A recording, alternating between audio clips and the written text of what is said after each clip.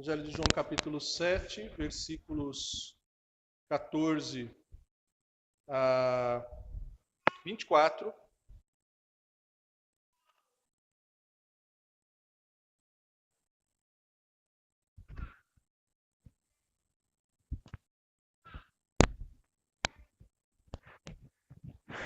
Vamos ler a palavra, orar, e após as crianças, professoras, poderão se separar momentaneamente de nós, enquanto ocorre a pregação. Diz o seguinte, o Evangelho de João, capítulo 7, 14 a 24. Corria, já em meio à festa, e Jesus subiu ao templo e ensinava. Então os judeus se maravilhavam e diziam: como sabe este letras sem ter estudado? Respondeu-lhes Jesus: o meu ensino não é meu, e sim daquele que me enviou. Se alguém quiser fazer a vontade dele, conhecerá a respeito da doutrina, se ela é de Deus ou se eu falo por mim mesmo. Quem fala por si mesmo está procurando a sua própria glória. Mas o que procura a glória de quem o enviou, esse é verdadeiro e nele não há injustiça. Não vos deu Moisés a lei? Contudo, ninguém dentre vós a observa. Por que procurais matar-me? Respondeu a multidão: tens demônio. Quem é que procura matar-te? Replicou-lhe Jesus: um só feito realizei, e todos os admirais, pelo motivo de que Moisés vos deu a circuncisão, se bem que ela não vem dele, mas dos patriarcas. No sábado circuncidais um homem.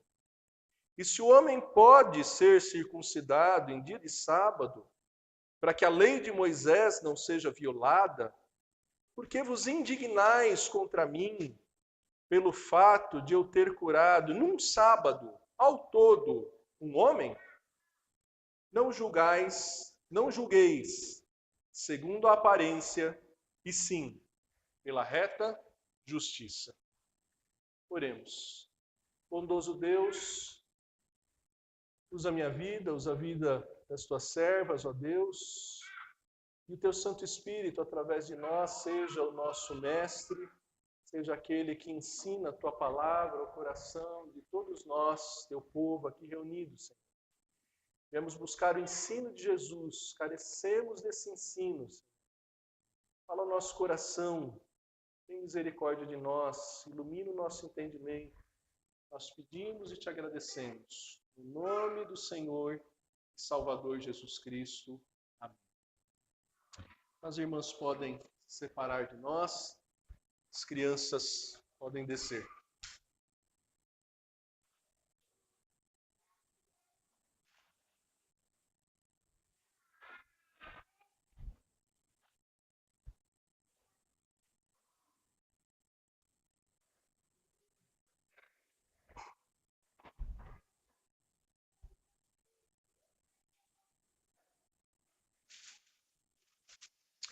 Meus irmãos, algumas tarefas só podem ser feitas por quem foi formado em determinada escola.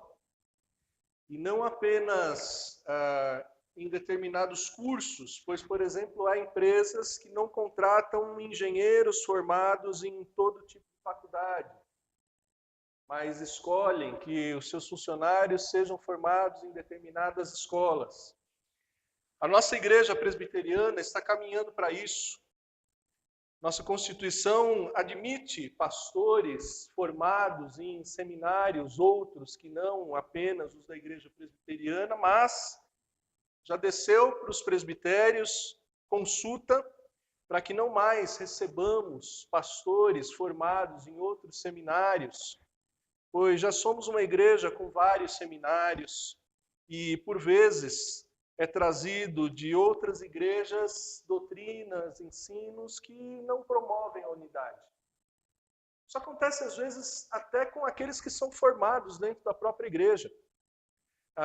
Alguns ensinos, muitas vezes, são trazidos para dentro da igreja hereticamente, dividindo a igreja por irmãos arrogantes, incoerentes, que não são fiéis ao voto que fizeram, às escrituras sagradas, aos símbolos de fé adotados pela nossa igreja.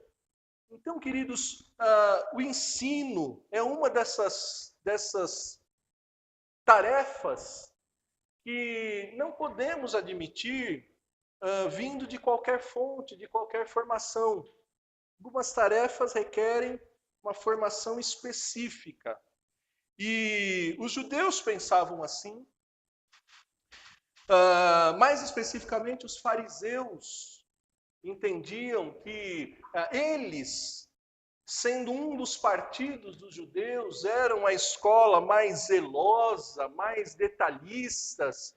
Eles achavam que eles sim tinham a interpretação mais correta da lei de Moisés, eles sim se achavam os mais zelosos, eles buscavam sempre a aparência de religiosidade, de zelo, e no texto que lemos, eles se surpreendem como alguém que não era da escola deles, como alguém que não aprendeu com os mesmos mestres que eles, pudesse trazer um ensino, como o próprio texto diz, maravilhoso, que os maravilhava.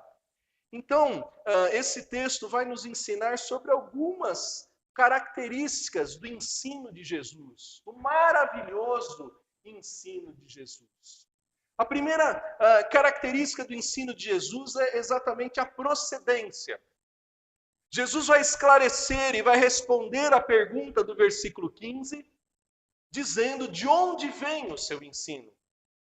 Aqueles fariseus, eles se perguntam, como sabe essas letras? Como ele sabe esse ensino se nunca estudou? Nós estamos no tempo que enfatizamos nossa atenção nos textos que narram a infância, o nascimento e a infância de Jesus. O Evangelho de Lucas conta que Jesus, mesmo criança, com 12 anos, a mãe da Júlia, do Tiago, ele já entre os doutores ensinava, e não apenas estava ali em alguma postura de aprendiz. Ele ensinava aos 12 anos. Ele já era mestre e ele explica nesse texto de onde vem essa capacidade. Ele explica no versículo 16: o meu ensino não é meu, e sim daquele que me enviou. Exatamente a mesma resposta que ele deu para um dos principais. Já lemos em João capítulo 3, nessa série de exposições, que Nicodemos, um dos principais dos fariseus, vai até Jesus, reconhecendo nele a capacidade de ensinar. Nicodemos vai até Jesus e lhe chama de mestre. E Jesus, no capítulo 3 de João, versículo 11, Jesus, no capítulo 3 de João, também no versículo 13, explica de onde vem a sua capacidade, de onde vem o seu ensino. João 3,11 diz: em verdade eu te digo que nós dizemos o que sabemos e testificamos o que temos visto. Contudo, não aceitais o nosso testemunho. Versículo 13, ele diz: ora, ninguém subiu ao céu, senão aquele que de lá desceu, a saber, o Filho do Homem que está no céu. Jesus ensinava, a sua formação foi desde a eternidade nos céus, do Pai. Tudo que ele sabia é exatamente aquilo que o Pai sabia e por isso ele transmitia aquilo que o Pai lhe tinha dado. A procedência do ensino de Jesus não era de uma escola filosófica, não era de uma escola judaica, muito menos farisaica. A procedência do ensino de Jesus era o próprio Deus, aquele que não tem conselheiro, aquele que não precisa pedir conselho para ninguém, aquele que não precisa ter aula com ninguém. Ele aprendeu diretamente com o próprio Pai, porque ele e o Pai são um. Na verdade, ele, Cristo, como o próprio João apresenta, ele é o Verbo encarnado, a palavra encarnada. E esse é o grande desafio do ensino, que mestres e aprendizes tenham a informação, a instrução tal, que essa informação, essa instrução os transforme e os torne tais quais como aquilo que eles ensinam. Jesus ensina com procedência vinda do Pai. Desprezar, desperdiçar o ensino de Jesus é desperdiçar aquilo que se pode ser aprendido diretamente de Deus. Para muitas pessoas, Jesus era um grande mestre. Para muitas pessoas, Jesus era mais um profeta. Para muitas pessoas, Jesus é um bom exemplo. Para muitas pessoas, Jesus é alguém inteligente. Mas ele não é só isso. Ele é muito mais que isso. Ele é o único cuja escola vem desde a eternidade. Ele é o único cujo ensino e aprendizado vem desde a eternidade. O poeta canta que nasceu há 10.000 anos atrás, não tem nada nesse mundo que não saiba demais, figurando o inimigo das nossas almas. Jesus sim, ele sabe tudo. Tanto o poeta quanto aquele que diz que sabe, não tem nada nesse mundo que não sabe demais, eles não sabem de nada. Jesus é o detentor de toda a sabedoria, de todo o ensino. Por isso seu ensino é maravilhoso. Por isso vale gastarmos o tempo que temos gasto para aprender de Jesus. Alguns irmãos me conhecem, sabem que muitas vezes vêm empolgados dizendo: pastor, eu vou investir tanto em determinado livro de teologia, e eu respondo: você já leu a Bíblia toda? Porque antes de qualquer investimento, em qualquer área do ensino, inclusive na teologia, nos melhores autores, nós temos irmãos do passado e do presente que escrevem sobre Jesus maravilhosamente, mas antes de aprender deles, você precisa aprender diretamente de Jesus, porque Jesus traz o seu ensino diretamente do Pai. Não como uma seita que usa um evangelho segundo fulano de tal. Você sabe quem? Não. O evangelho que temos é o dado pelo próprio Jesus. É a própria mensagem, a mesma palavra que criou todas as coisas e que ressuscita mortos. É isso que nós nos reunimos semana a semana, e você deve fazer isso diariamente estudando. Então, a procedência do ensino de Jesus é eterna, é do próprio Pai. A segunda característica sobre o ensino de Jesus é a intenção em conhecer sobre Jesus. Muitas pessoas têm interesse, têm curiosidade, muitas pessoas investem em cursos, buscam diplomas, chegam às vezes até um doutorado, um pós-doutorado em teologia, mas com que intenção? Para quê? Para ficar famoso? Para ser poderoso? Essa não é a intenção que deve levar alguém a conhecer Jesus. Versículo 17, Jesus diz: se alguém quiser fazer a vontade dele, conhecerá a respeito da doutrina. A intenção para conhecer a doutrina cristã. A intenção para conhecer o conjunto de verdades e preceitos cristãos deve ser agradar ao Pai. Qualquer outra motivação que te leve às Escrituras, qualquer outra motivação que te faça ler a Bíblia. Tem muita gente estudando a Bíblia com intenção errada. Tem muita gente se aprofundando no ensino bíblico com intenção errada. E você verifica rapidamente que eles têm a intenção errada, haja vista a arrogância com que às vezes se envolvem em debates teológicos. Haja vista a arrogância que às vezes expõem uma aula, que se apresentam. Quem realmente tem interesse no ensino de Jesus deve ter o interesse de agradar a Deus. Por que você vem na escola dominical? Quando vem? Por que você lê a Bíblia quando lê? Por que você se dedica, pega um livro na biblioteca e leva para casa para estudar quando faz isso? Para, em discussões na internet ou na igreja, não levar desaforo para casa? Não. Isso é uma motivação muito mesquinha, muito pequena. Isso é uma motivação farisaica de dominar a doutrina. O texto diz que se alguém quiser fazer a vontade dele. Você quer fazer a vontade de Deus? Salmo 25, 14 nos mostra uma motivação maravilhosa para nos enchermos do conhecimento, do ensino de Deus que recebemos através de Jesus. Salmo 25, versículo 14.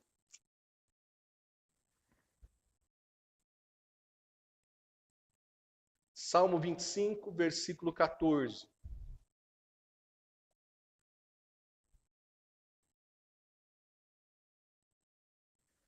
A intimidade do Senhor é para os que o temem, aos quais ele dará a conhecer a sua aliança. Conhecimento de Deus deve ser no contexto da comunhão com Deus, da intimidade com Deus, de querer realmente ter Deus como pai, como amigo, como chegado, como próximo. Não ter Deus meramente como um conjunto de informações decoradas, intelectuais, etc., que não leva a uma vida que reflete essa comunhão com Ele, essa proximidade com Ele. Então, todo aquele que tem curiosidade sobre Deus deve estar disposto a cumprir a vontade dEle. Um grande teólogo foi questionado sobre por que Deus fez o inferno. E aí, esse grande teólogo, quando questionado sobre a razão de Deus ter produzido o inferno, ele diz: Deus fez o inferno para lançar lá dentro os curiosos. Já ouviu falar que curiosidade mata? Não basta ter curiosidade. A curiosidade tem que ter a intenção correta, a disposição correta, a motivação correta. E é o que Jesus está dizendo aqui. Paulo, mais adiante, em 1 Coríntios 10, 31, ele entendeu isso. E ele diz, olha, quer comais, quer bebais, ou façais qualquer outra coisa, faça isso para a glória de Deus. O salmista diz, agrada-te do Senhor e Ele satisfará o desejo do teu coração. Então, o conhecimento de Deus deve levar a uma resposta agradável a Deus, a uma vida agradável a Deus. Não basta ser um baú de teologia, um baú de Bíblia, ter os neurônios repletos de versículos e não ter comunhão com Deus, não ter vida agradável a Deus. Nós falamos sobre isso na aula da escola dominical de manhã. Para que você foi feito? Você foi feito para agradar a Deus. Para que você vem na igreja? Para que você lê a Bíblia? Para que você conhece Jesus? Para ser aperfeiçoado nessa capacidade de agradar a Deus. De outro modo, é tomar sopa com garfo, né? De manhã nós falávamos das incoerências, de às vezes usar o objeto errado para uma função errada. Conhecer as Escrituras sem a disposição de agradar a Deus, está fazendo a coisa errada. É como os fariseus sabiam. Os escribas, os fariseus, sabiam de cor os pingos dos textos. E olha que no hebraico é cheio de pingo. Toda letra é pingo. Não é que nem no português que é só o J e o I. Mas o que adianta? Eles faziam isso para se agradar e serem agradados. Eles não faziam isso para agradar a Deus, aquele que falava através da palavra. Então, a segunda característica do conhecimento desse ensino de Jesus é a intenção correta, é agradar a Deus. Você deve reconhecer que esse ensino de Jesus vem de Deus e você deve buscar esse ensino com a disposição de agradá-lo. Tem gente que não gosta de doutrina. Jesus diz aqui, quem quer agradar a Deus, vai estudar, vai conhecer a doutrina. Foi Deus quem fez essas doutrinas todas. A terceira característica do ensino de Jesus é a coerência. Coerência que faltava para aqueles fariseus. Os fariseus estavam procurando matar Jesus. Né? No próprio versículo 18, Jesus diz que quem fala por si mesmo está procurando a sua própria glória. Mas o que procura a glória de quem o enviou, esse é verdadeiro e nele não há injustiça. Jesus começa a apresentar a sua coerência nesse sentido. Ele ensinava, ele vivia, não porque ele buscava a glória de homens. Isso ele repetiu lá no capítulo 5, versículo 41 de João, quando diz, eu não aceito a glória que vem de homens. Lá no capítulo 8, versículo 50, ele repete de novo, eu não procuro a minha própria glória, há quem a busque e julgue. Jesus, coerentemente, Jesus veio ensinar que é para a glória de Deus que tudo deve ser feito. Jesus se esvaziou de toda a sua glória, como narra Filipenses 2, 5 em diante. Se esvaziou de toda a sua glória, foi obediente até a morte, morte de cruz, e Deus o exaltou. Mas tudo isso para a glória de Deus Pai. E no versículo 19, João 7, 19, ele começa a falar, vocês não receberam a lei de Moisés, mas vocês não observam a lei de Moisés. Vocês são incoerentes, ele diz para aqueles fariseus. Vocês se apresentam como guardiões da lei, como praticantes da lei, como doutores da lei, mas vocês não guardam a lei. E eles não guardavam a lei, não às vezes naqueles detalhes do Levítico, que muitas vezes só o sacerdote, só o levita conhecia. Não! Jesus diz, os 10 mandamentos vocês não guardam. Vocês estão querendo me matar. Desde o capítulo 5, versículo 18, quando Jesus cura um paralítico num sábado, o Evangelho de João diz, João 5,18, por isso, pois os judeus ainda mais procuravam matá-lo, porque não somente violava o sábado, mas também dizia que Deus era o seu próprio Pai. Lembra? Quando a gente pregou sobre o Evangelho de João 5, como Jesus era denunciado por quebra do 4º mandamento, por quebra do 3º mandamento, por usar o nome do Pai como sendo o nome de Deus em vão, por fazer o trabalho de cura de alguém num sábado. E aí Jesus agora expõe a incoerência daqueles homens, dizendo, vocês que pregam a lei de Moisés, vocês estão querendo quebrar o 6º mandamento, que é matar. Êxodo 20:13, Deuteronômio 5:7, não matarás. E aí Jesus aprofunda a exposição daquela incoerência, dizendo, vocês querem me matar porque eu curei alguém no sábado. Muito bem, é justamente no sábado que vocês circuncidam. Porque a lei de Moisés, em Levítico 12:3, diz, quando a criança nascer, conte 8 dias e no 8º dia vocês façam a circuncisão. Se a criança nascia num sábado, ela ia ser circuncidada em que dia? No outro sábado. E eles faziam isso zelosamente. Se trabalhar, se fazer uma cirurgia no sábado, era quebrar o mandamento, Jesus está dizendo, por que vocês podem operar o órgão de uma criança fazendo a circuncisão e eu não posso curar um homem inteiro? Ele mostra a coerência do seu ensino.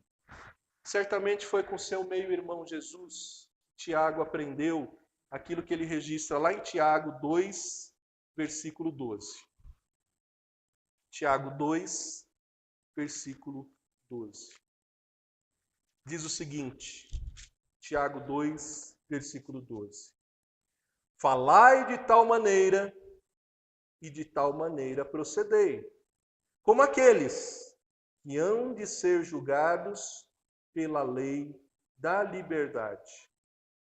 Porque o juízo é sem misericórdia para com aquele que não usou de misericórdia.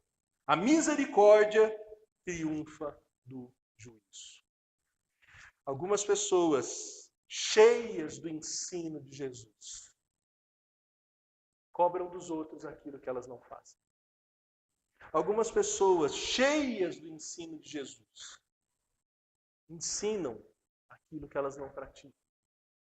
E Jesus aqui está confrontando essa postura hipócrita, essa postura farisaica, essa postura que não reflete a aplicação sincera do que Jesus ensina.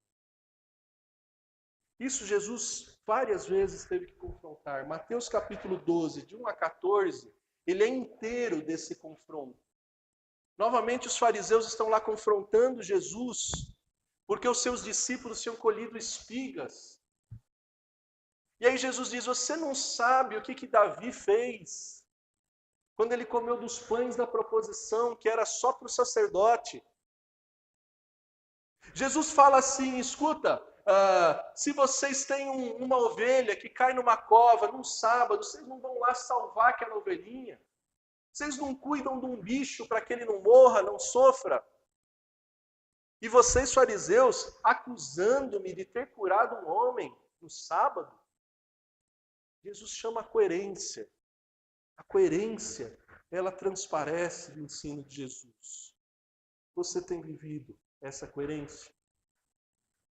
Ou como Jesus adverte, muitas vezes você diz sim e faz não.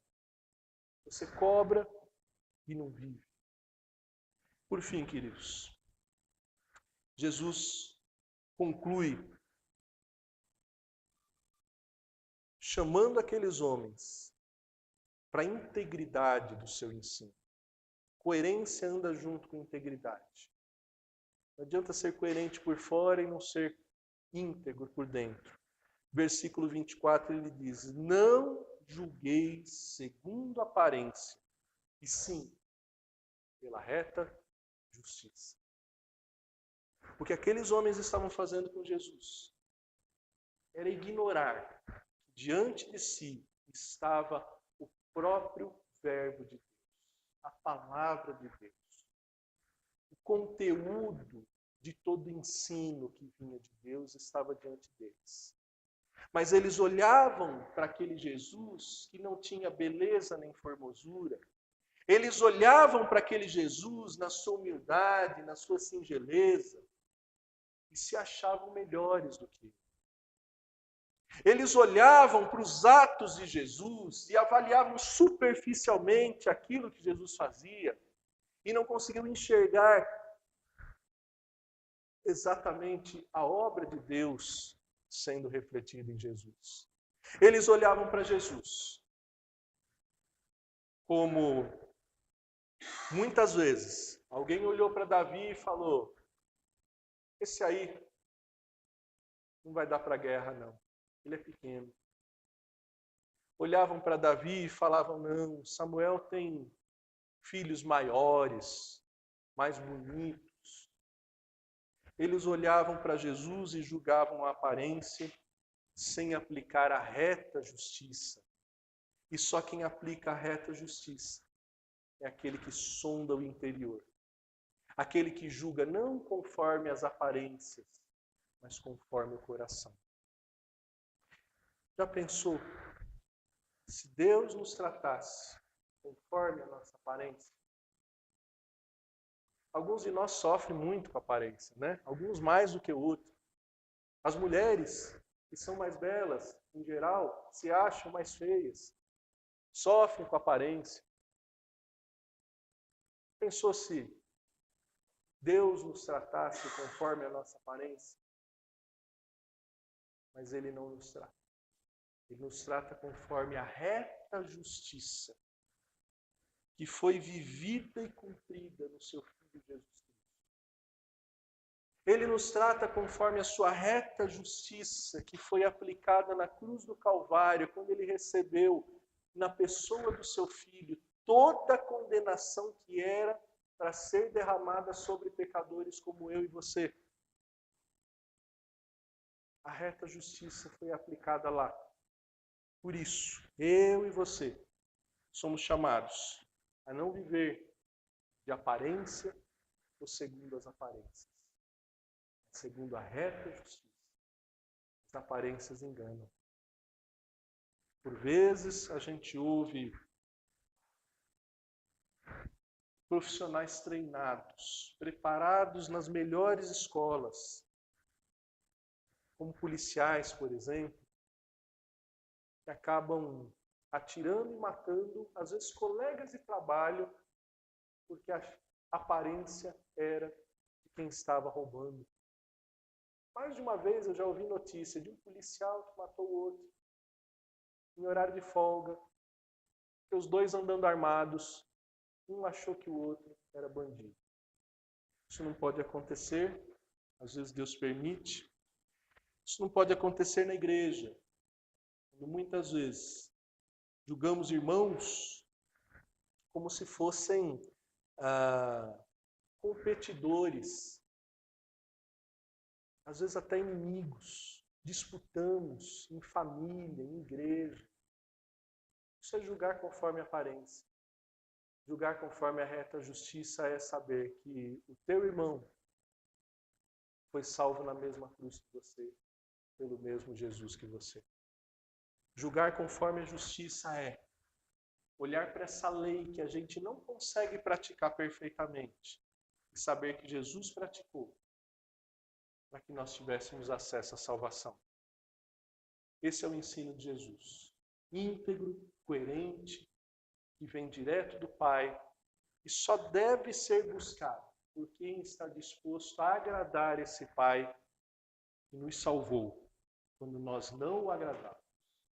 Que Deus nos ajude a aplicar em nós o ensino de Jesus. Oremos.